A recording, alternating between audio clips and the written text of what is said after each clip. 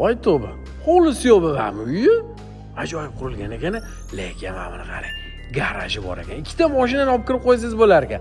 Eng zo'r joyi bu orqa hovli. Katta, umumiy 2,5 sotixga qurilgan Toshkent bo'yicha eng top rayonlardan Yakkasaroy bo'lganda ham shunday Salomatina ko'cha bor-ku, o'shaning yonidagi Badriddin Hiloli ko'chasi ekan.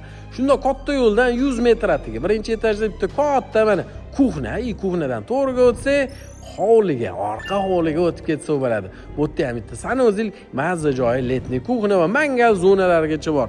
Uy tayyor. Mana qarang, zeleniy zonalarini shunaqa yangi xonadonlar olish niyat qilgan bo'lsangiz, bitta like bosib qo'ying hozir. Aynan mana shu birinchi etajdagi katta xonani hojiona bilan hoji otaga qilib bersangiz, voy yarasa duo qilishadi-yu. Hammaga nasib qilsin, yaqinlaringizga tarqatib tashlang. Voy mazza joyi, uyga tegi polniy podval va ikkita mashinangizni olib kirib qo'yasiz. Undan tashqari katyonli xonasi ham bor. Eng tepa etajga chiqsak, bu yerda umumiy 4 ta xona bor. Sanuzellar bor o'pshi.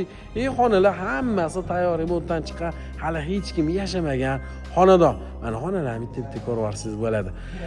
Yana zo'r joy qarang, polniy panoramli oynalar bu yerdan xohlasangiz, hovli tomonga xohlasangiz, ko'cha tomonga ham qarasa bo'ladi. Skvaznak qurilgan joyda xullas. Lokatsiya top.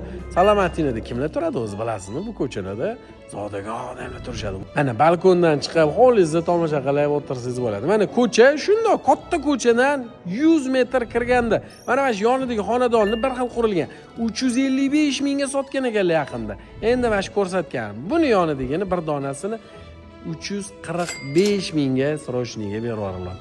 Like bosib qo'ying, yaqinlaringizga tarqatib qo'yib, mana shu top lokatsiyada yashamoqchi bo'lsangiz, bitta borib ko'ring-da.